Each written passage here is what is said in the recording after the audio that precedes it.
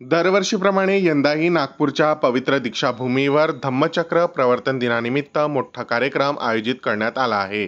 या निमित्ताने प्रशासन व विविध विभाग आपापल्या जबाबदाऱ्यांत गुंतले आहे। अनुयायांसाठी दर्शन व सोयी सुविधांची विविध व्यवस्था करण्यात आली असली तरी काही त्रुटी असल्याचे निदर्शनास आले।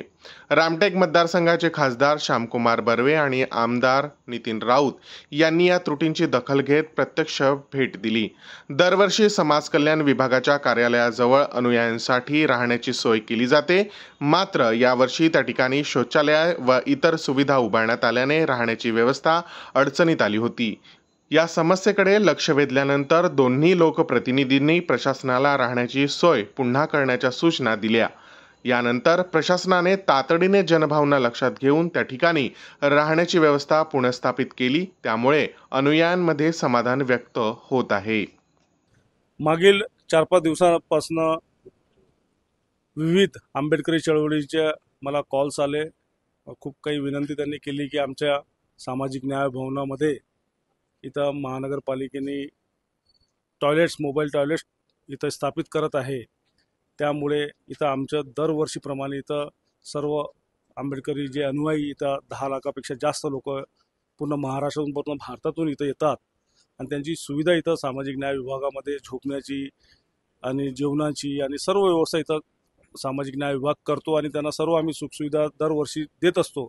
पण ही मोबाईल टॉयलेटमुळे व्यवस्था आमची आली ती जी दरवर्षीची होती ते कुठेतरी विखुरण्यात आली आणि त्याबद्दल त्यांची भावना दुखावत होती। तो विषय घेऊन आम्ही काल जिल्ह्याचे पालकमंत्री यांना विषय सांगितला, त्यांनी कमिशनरला सांगितलं आणि आज इथं बैठक झाली आणि तो विषय मार्गी निघाला। कमिशनर साहेब, NMC कमिशनर साहेबांना आम्ही समजून सांगितलं की आमच्या भावनेशी जुळलेला हा विभाग आहे।